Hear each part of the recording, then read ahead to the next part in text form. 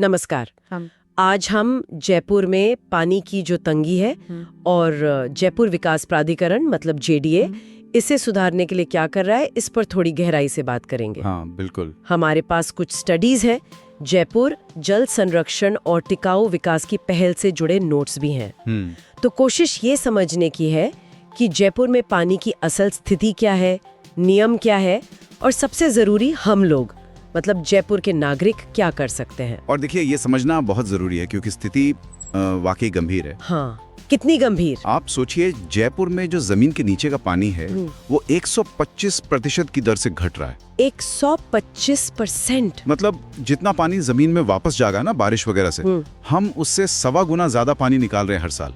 ओह! पूरे राज्य के 237 ब्लॉक्स हैं, उनमें से सिर्फ 32 ही सुरक्षित कैटेगरी में। सिर्फ 32? हाँ, और हर व्यक्ति के हिस्से में जो पानी आता है वो भी कम हो गया है। पहले जो 1000 क्यूबिक मीटर न्यूनतम जरूरत मानते थे, वो अब मुश्किल से 780 रह गया है।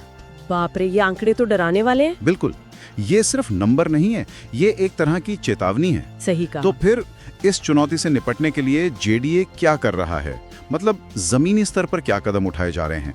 मैंने सुना है रेन वाटर हार्वेस्टिंग पर काफी जोर है। हाँ बिल्कुल, पानी बचाने की जो ये पूरी कवायद है उसमें सबसे पहला और अहम कदम यही है बारिश के पानी को सहेजना, मतलब रेन वाटर हार्वेस्टिंग। जेडीए का एक बहुत जरूरी नियम है कि 300 वर्ग मीटर या उससे बड़े जितने भी प्लॉट्स हैं उन पर रेन वाटर हार्वेस्टिंग स्ट्रक्चर मतलब RWHS बनाना अनिवार्य है, कंपलसरी। अच्छा, 300 वर्ग मीटर, ये सबको पता होना चाहिए जो घर बना रहे हैं। बिल्कुल, और जेडीए ने खुद भी पहल की है, अपने ऑफिस बिल्डिंग्स वगैरह में 52 RWHS लगाए हैं। अच्छा, और सड़कों पर, पार्कों में जो पानी बह जाता है उसे बचाने के लिए भी करीब 154 और स्ट्रक्चर बनाए। ये तो अच्छी बात है। और आम लोगों की मदद के लिए? हाँ, उसके लिए 28 जलदूतों का एक पैनल बनाया है।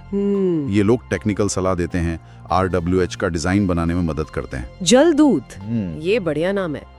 तो ये तो हुई बारिश का पानी बचाने की बात, लेकिन जो पानी हम रोज इस्तेमाल करते हैं गंदा हो जाता है, उसका क्या? बहुत सही सवाल है।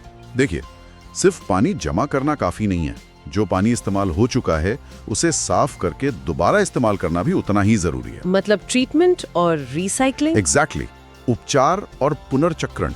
इसके लिए जेडीए ने बड़े बड़े सीवेज ट्रीटमेंट प्लांट STP लगाए। कहाँ पर? जैसे जागाधरपुरा में है, रालावास में है। दोनों की कैपेसिटी 30 mld है, मतलब 3 करोड़ लीटर पानी रोज साफ करने की क्षमता। 3 करोड़ लीटर? हाँ, और जवाहर सर्किल रामनिवास बाग में छोटे 11 mld के मिनी STP भी हैं। अच्छा। और मजे की बात यह है कि हर 1 mld का प्लांट रोजाना करीब 20,000 घरों की जरूरत जितना पानी बचाता है। सच में? हाँ, वो पानी फिर बागवानी में, पार्क वगैरह में इस्तेमाल हो जाता है। इससे पीने वाले साफ पानी पर दबाव कम पड़ता है। ये तो बहुत अच्छा है। मतलब एक तरफ RHWS से ग्राउंड वाटर रिचार्ज हो रहा है, दूसरी तरफ STP से ट्रीटेड पानी मिल रहा है। बिल्कुल, दोनों मिलकर काम करते हैं।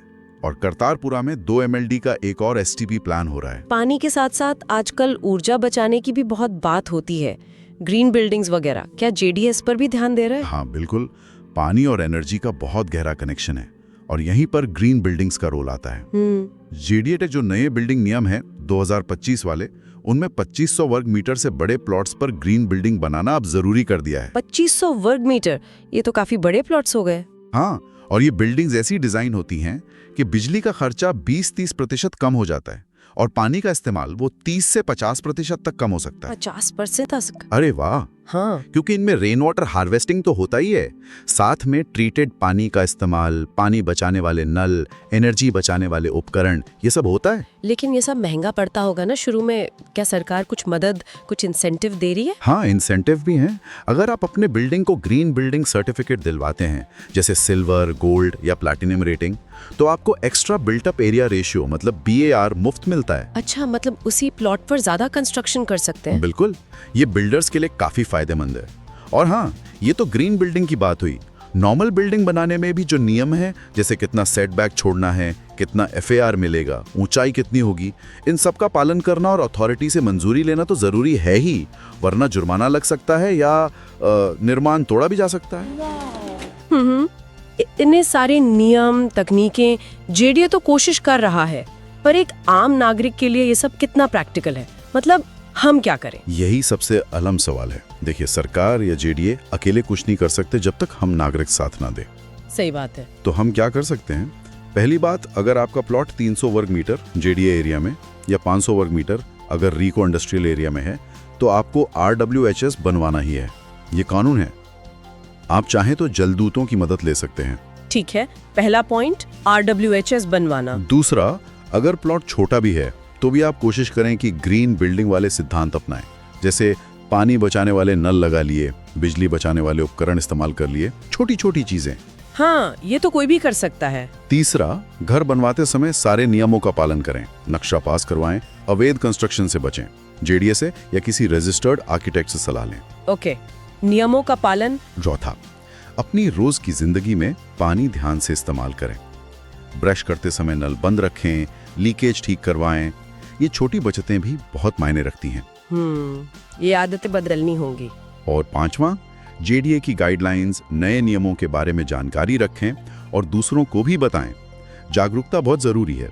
तो कुल मिलाकर बात यह है कि जयपुर का जो पानी का संकट है वो सिर्फ जेडीए की नहीं, हम सब की जिम्मेदारी है। बिल्कुल। नियम मानना, चाहे वो RWHS का हो या ग्रीन बिल्डिंग का, और रोज की जिंदगी में पानी बचाना, ये सब मिलकर ही एक बड़ा फर्क ला सकते हैं। बिल्कुल सही कहा।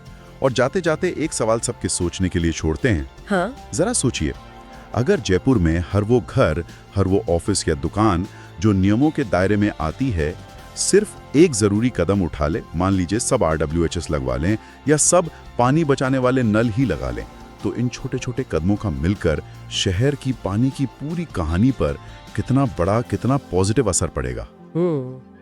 ये वाकई सोचने वाली बात है। व्यक्तिगत कदम मिलकर कितना बड़ा बदलाव ला सकते हैं। बिल्कुल।